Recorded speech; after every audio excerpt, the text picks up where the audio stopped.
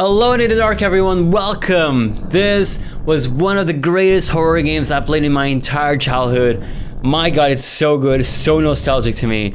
Just listening to this music and the song that was just playing in the intro cutscene you just watched. It's so great, so nostalgic. Oh, this song, I swear. Like, it's never left my mind. I never, even nowadays, like, the last time I played this, I was a kid still. That was like over a decade ago. But every so often, I just hum this music in my head, just because, like, it's always stuck with me. I'm actually re-recording this, unfortunately, because I messed up the other recording. The audio was all messed up and it was unusable. So what sucks is I'm not going to be able to see some of the reactions I had with like the nostalgic stuff. I was just going nuts over things that I didn't remember and everything, or other things I did. But I'm still going to like explain and talk about my experience of playing this as a kid. But for now, let's begin. Gloucester, Massachusetts, October 30th, 2001, 2100 hours.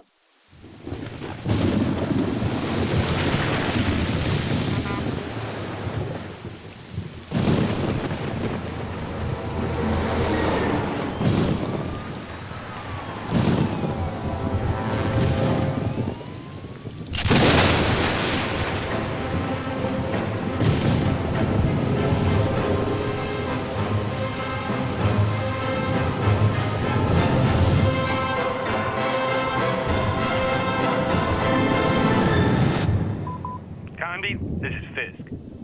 I hope you had a safe trip. Now, I can already hear you ranting, but I've taken on a new case. I know, I promised I'd quit, but I was contacted by a man named Johnson to go to Shadow Island and investigate Obed Morton and the Apcanis writing tablets. Does that ring any bells? Now you understand why I couldn't say no and had to leave right away. I'm going tomorrow. I left some notes on the office desk. See you soon, Carmi. Oh, I nearly forgot. If you want to contact Johnson, is it 555-1495?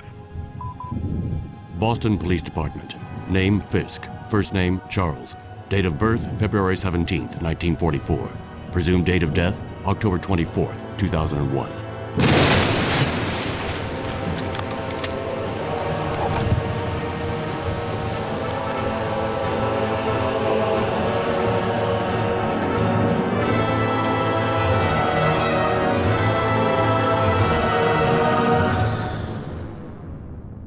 Somewhere in the United States, October 31st, 2001, 1800 hours, 43 minutes.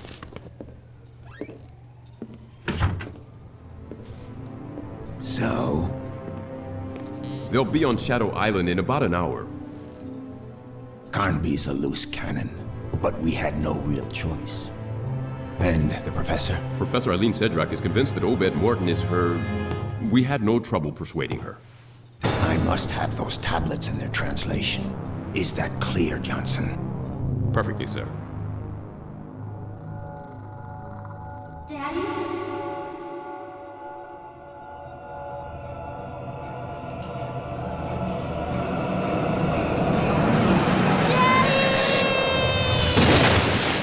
Miss Sedrak? Eileen? Wake up. What? Oh, sorry. Excuse me. Here. You'll probably need this. Do you have your radio? Yes, I have it. Eileen, when we get to the island, for your safety, you'd better stay close to me. My safety? Is there any danger? I was hired to authenticate the translation of the Apcanis stones. I will be working with Professor Morton. My best friend died because of those tablets. He was killed on Shadow Island. And I swear I'm gonna find whoever did it. I'm very sorry. Listen, I know Professor Morton's reputation. He's a scientist, a great researcher. Well, to me, he's just another suspect.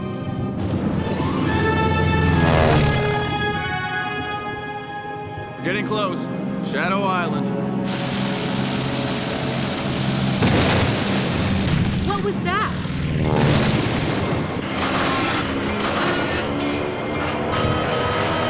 The controls are dead! Listen!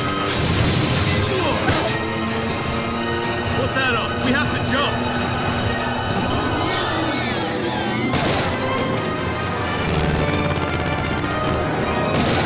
Go!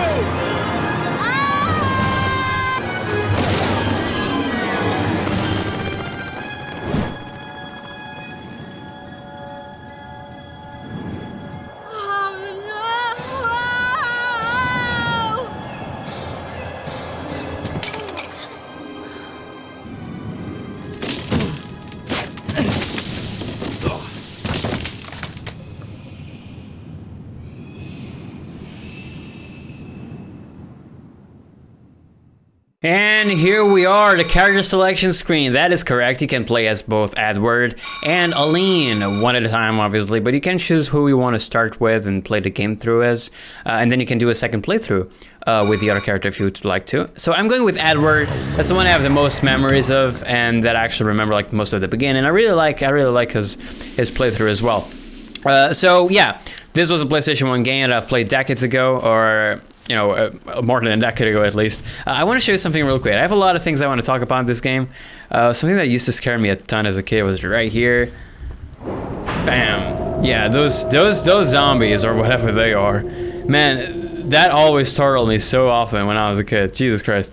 So I don't have a code. I love this kind of thing. This kind of like, you press the thing, there's an image that appears on screen with like symbols, which is basically the puzzles that you have to solve. I've always loved when games do this, and most of the PS1 horror games and puzzle games did this too, so there's the cutscene now. Carnby, answer me, please. Aline, are you okay? How could I be okay? What was that thing? What the heck's going on here? At the moment, I've got no idea. Listen, I want out of here, right now. Look, don't panic.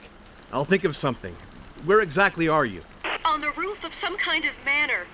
I nearly got myself killed. I'm really scared. Please do something. I landed in some woods about 100 yards from the manor. Can you see me? See you?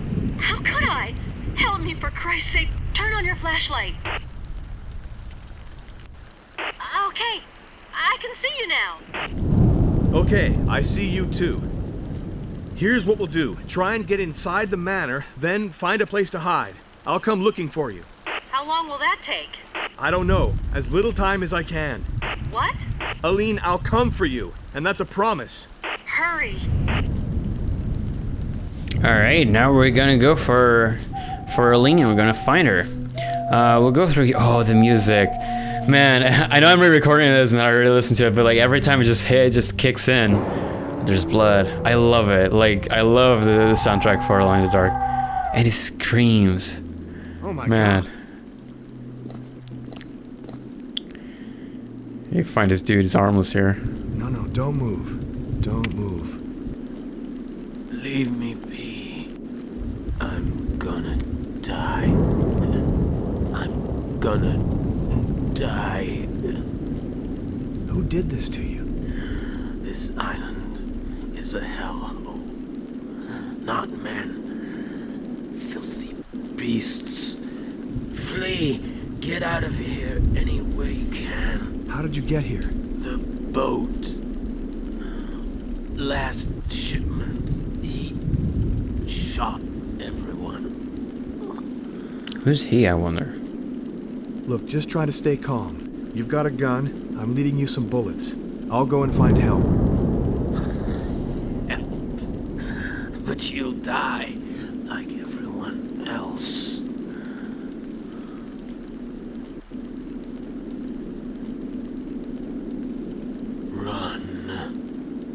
I'll be back.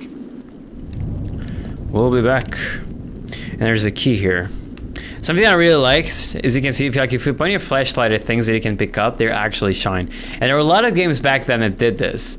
And I really, really like that. Now there's something really freaky here that I've always enjoyed. When you leave, the guy will actually you'll hear him shoot.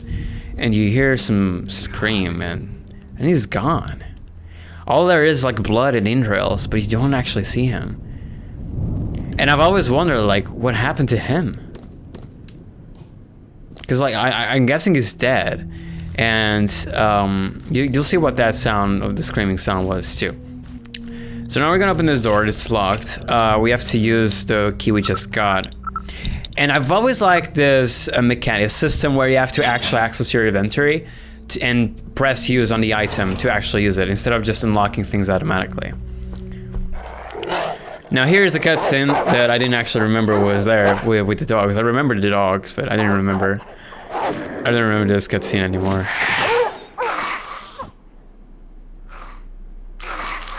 Yeah, that's his leg. It's all eaten up. This used to freak me out as a kid. Like, keep in mind, I was like maybe like 4 or 5 or maybe 6. I don't remember when I watched. Right, so I haven't said that yet. But basically, we're gonna get into this now. When I was a kid, I used to play horror games a lot with my parents. So my dad would mostly play them, and me, my sister, my mom would watch him play. And then when he came to this music like do do do do do do do do. See, this is another one that I sing very often. And I just go like, oh yeah, that's a song when you're being chased by monsters. And they escape here. And I actually thought they were going to attack you here, that you were going to fight them here, but nope, they just run past you. I'm guessing they're chasing the monster that just killed the other dog. But yeah, I used to play a lot of games with my dad. My sister, my mom, and I would watch him play, rather. And when it came to these games that had like a lot of puzzles and riddles, we'd also like always, all of us just brainstorm things together. I remember like picking up a paper, pen, and would just like write down notes and hints and everything. A lot of stuff that, you know, trying to solve things. And I remember specifically with Silent Hill, which I'm planning on playing as well for the channel here. There's a puzzle where you have to play some piano keys, and in the classroom there's a blackboard. The piano's in the classroom, and there's a blackboard with a poem on it about different kinds of birds. And so the birds have different colored. Different colors. They're just like black and white. And so you have to like read a puzzle in a way that you then know, okay, so this is the order that you should like press the keys on. And I remember us just being in the living room and my mom writing things down, and it's like, oh yeah, so this is probably the first one, this is the second. So yeah, like I have great memories playing these games with my parents, and Alone in the Dark was one of them. Just so nostalgic for me. So there's another thing I want to show you here. Here, this is another thing that's always stuck with me. Just listen to this. Music stops. There's a heartbeat. You're being watched through a window. You don't know by who, but someone's watching you. And you're just minding your own business, trying to find a lane and trying to get out of here, but there's someone watching you through this window. It's so crazy. And this is something you can easily miss if you run. If you're like running, you can very easily go past that. And then like, it doesn't, like, you can't go through that again. Not anymore. That's the only time you can see that point of view ever, which is crazy. So I'll try to open this gate, and you can open it. It's locked. And I think there's gonna be... Carnby? Oh no, it's just a... Carnby, come in. What's going on? Things. Terrifying things. Shadows. Living shadows. Aline? It's awful. Come and get me. I'm begging you. Come quick. Aline! Aline! Shit. Yeah, we're gonna meet these living shadows ourselves soon. She's already got a gun at this point. So yeah, when I was a kid, like, those cutscenes were pretty freaky to me. I was pretty scared of this game. And there we go. It's the first time. That's the monster we saw earlier in the cutscene. And you'll see, this is the living shadow she was talking about. If you notice there for a split second, you could notice that it was actually kind of invincible. So we want to always reload the gun through the inventory, because that's a lot faster than doing the reload animation, and that will prevent them from being able to like hurt us, or most of the time anyway. Okay, so now we keep going. So yeah, like this game was a big part of my childhood, and I've always loved it. In 2017, when I wanted to come back to YouTube, Jesus Christ, forgot about that. So before, there's a valve here, keep that in mind. Before I do that, I want to show you this first. If you go down here, there's water. There's surely a way. So we have to go over to this valve and actually turn it so the water level goes down. But in 2017, before I came back to YouTube at that time, because then I made another break, I made a trailer, and in that trailer I put like a PlayStation 1, like I put Spyro and Pac-Man on it. And there's gonna be a monster here. I got, whoa, oh, see, living shadow. It was for Spyro, and you couldn't see him. You can barely see him at least. I got really scared here last time, and with some of the dogs too, because I forgot it was a thing. But because I wanted to play a lot of PlayStation 1 games back then for a channel, and I never really did. Besides, well, Spyro, Medieval, and Pac-Man, I never finished those anyway. But Alone in the Dark was also on the list, and now I finally got to play it 3 years later for a channel. and it's gonna be super fun. So this part here is super cool, and something I mentioned when I was recording this the first time, I just noticed that if you look at it, the background, those are always pictures. So it's really interesting to see the kind of techniques they used to be able to run these games with a specific graphical level on a PlayStation 1. These are all pictures, and I'm guessing it's just then like invisible colliders that are like setting the boundaries. Because this is obviously like not a model. You can clearly see that this is like a picture put over there. Like, because the water's in the moon, and they just had the particle effects and everything. I think it's really fascinating, honestly. It's so cool. Now this part, it's another part that always stuck me in. I never forgot about it. But there's gonna be a monster here. Yep. Oh no! Whoa, that was close. Like I couldn't. Oh, because I was using the wrong analog. But essentially, yeah, there we go. Essentially, we would just stand here and just keep doing this. We'll just keep spinning in place and then shooting him when he pops up, because he always pops up behind you. I remember the first few times we played Alone in the Dark, because we played it a lot of times. We would very often lose here, until we figured out, okay, we should just stay in place and shoot the guy whenever he pops up. And I never forgot about this at all. Super exciting.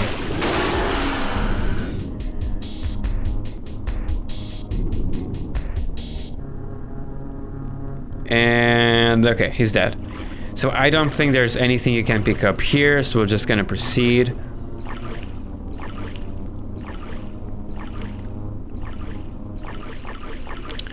And climb these ladders. So yeah, like, I'm just really glad to be playing this. Kind of sucks that you couldn't get to see the other reactions I had from the other video. That ladder is locked. But hey, that's fine. So we're gonna get a charm of saving here, and we're actually gonna save, because I'm gonna finish. Yeah, see, I already had like saved games and everything. I'm just gonna overwrite the first one, because the second one was the most recent. And we go through this door. Now here we're going to get first aid kit. There's a shotgun, a triple barrel shotgun. So far we have been using a revolver. There's ammo. And now let's open this casket.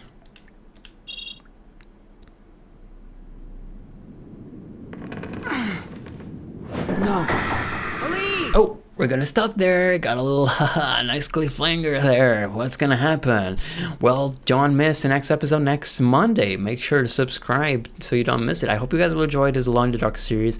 Like I said, I've always wanted to cover this game on the channel, and I'm super excited to go through it.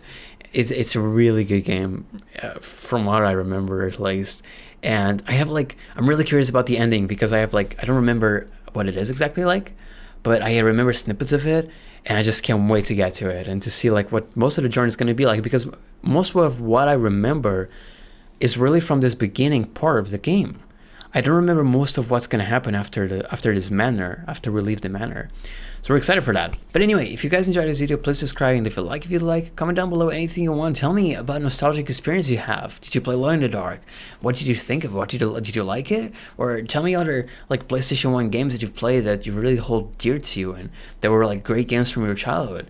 Or maybe not PlayStation 1. Just let's talk about nostalgic stuff. I love nostalgia, honestly. One of my favorite feelings. But anyway, thank you guys so much for watching, and I will see you next time. Goodbye.